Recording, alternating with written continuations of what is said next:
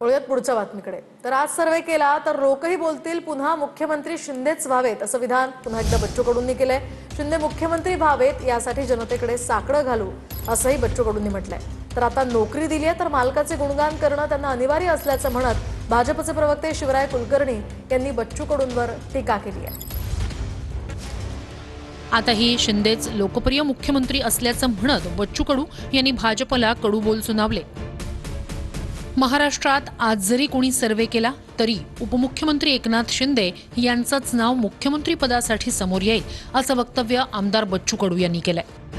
शिंदे मुख्यमंत्री होण्यासाठी जनतेला साकडं घालू असं बच्चू कडू म्हणालेत। पंढरपूरमध्ये विठ्ठल दर्शनासाठी आले असता बच्चू कडू माध्यमांशी बोलत होते।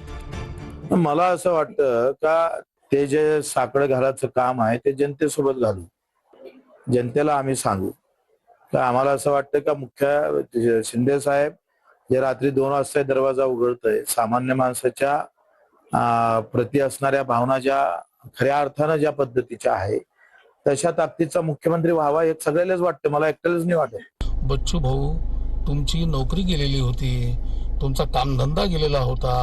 अरे आता ज्या मालकाने तुम्हाला नोकरी दिली त्या मालकाचं गुणगान तुम्ही करणारच आहे।